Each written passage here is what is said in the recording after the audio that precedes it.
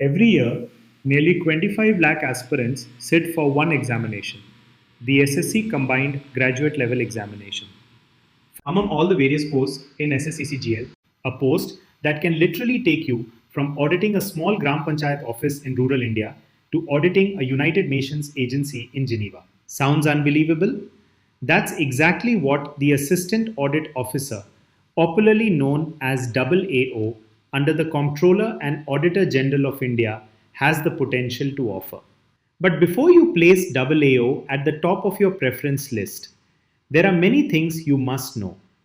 Not just the salary, not just the designation, but the complete reality. In this video, we are going to uncover everything in 4 episodes. We'll decode the salary slip, understand the allowances, discuss postings, transfers, promotions, foreign exposure, career growth, and finally, the biggest strengths and biggest drawbacks of choosing the Assistant Audit Officer. By the end of this video, you'll know whether AAO is actually the right career for you.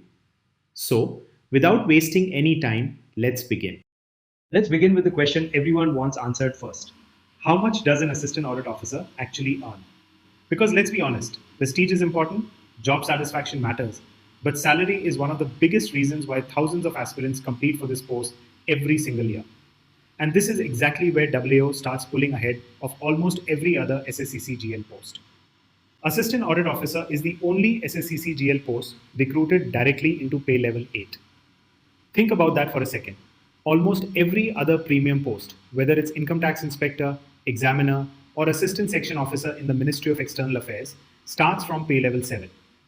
AAO starts one level higher. That difference may look small on paper, but over an entire career, it translates into crores of rupees. Not just because of a higher basic pay, but because almost every allowance is calculated on the basis of your basic pay. A higher starting point means higher earnings throughout your career. Now let's look at the actual numbers.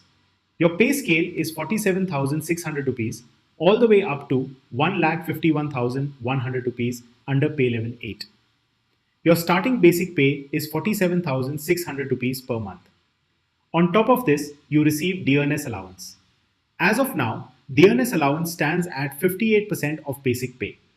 That alone adds 27,608 rupees every month. And we're still not done, because your final salary depends on one more important factor: where you're posted. The government classifies cities into 3 categories. X cities. These are major metropolitan cities. Next comes Y cities. These include important tier 2 cities. Z cities. These include smaller towns, district headquarters, and rural areas. Why does this matter? Because house rent allowance and transport allowance depend entirely on your city category. Now let's calculate your earnings. Since dearness allowance has crossed 50%, house rent allowance has automatically increased. It is now 30% in X cities, 20% in Y cities, and 10% in Z cities. Transport allowance has also been revised accordingly. Let's see what that means. X cities.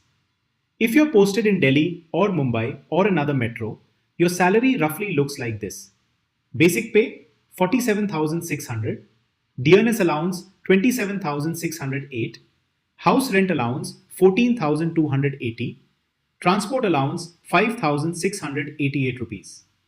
That takes your gross monthly salary to approximately 95,176. Yes, that's the starting gross salary as a fresher. In Y cities, your gross salary comes to roughly 87,572 rupees. In Z cities, even in smaller towns, your gross salary is approximately 82,812 rupees. Think about that. Even the lowest city category, it offers a starting salary that many private sector jobs take years to reach. Special duty allowance. Now comes another interesting benefit. If you're posted in the northeastern region or Ladakh, you become eligible for something called special duty allowance. This allowance exists because officers serve in geographically challenging regions. The rate is simple: 10% of your basic pay. For a newly appointed AAO, that comes to 4,760 rupees every month, just as an additional allowance. Tough location allowance. Now suppose your posting is in an even more difficult location. Certain districts, especially remote border regions, you will be eligible for tough location allowance. These areas are divided into three categories. Category 1, the most difficult stations, such as remote parts of Arunachal Pradesh or certain border districts of Nagaland and Mizoram. Here, an AAO receives 5,300 rupees every month. Category 2, moderately difficult stations. Allowance 4,100 rupees. Category 3, regular northeastern terrain. Allowance 3,400 rupees. But remember one important rule. You cannot draw special duty allowance and tough location allowance at the same time. If you are eligible for more than one, only the higher applicable allowance is granted. So, what finally reaches your bank account? After deductions like NPS, CGHS, and other mandatory recoveries, a newly appointed Assistant Audit Officer generally takes home around 75,000 rupees or more every month. For someone entering government service directly after graduation, that's a very respectable starting income.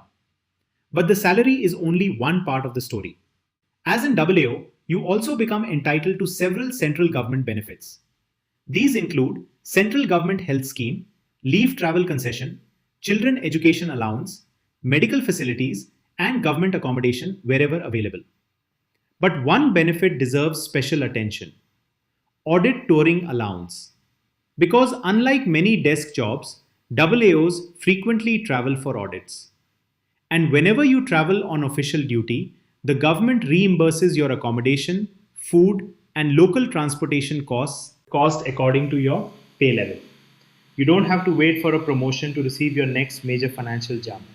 After completing 4 years of regular service, you are automatically upgraded from pay level 8 to pay level 9. And this changes quite a few things. Your basic pay increases, your DNS allowance increases, your house rent allowance increases, your transport allowance almost doubles, and your traveling entitlements also improve significantly. For example, hotel reimbursement increases from 938 rupees per day to 2,813 rupees per day. Food reimbursement increases from 1,000 rupees to 1,125 rupees. Local travel reimbursement also goes up substantially.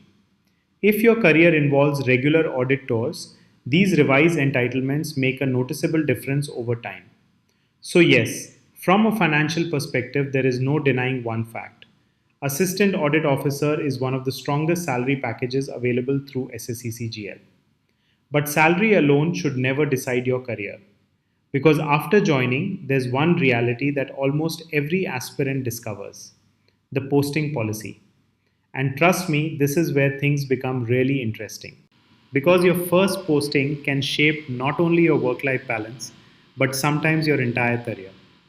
And surprisingly, this is the one topic that many aspirants completely ignore while filling their preference form. We will discuss about the posting and transfer policies of AAO in episode 2. Till then, stay tuned. If you like my video, please share and subscribe to this channel to know more about public sector auditing.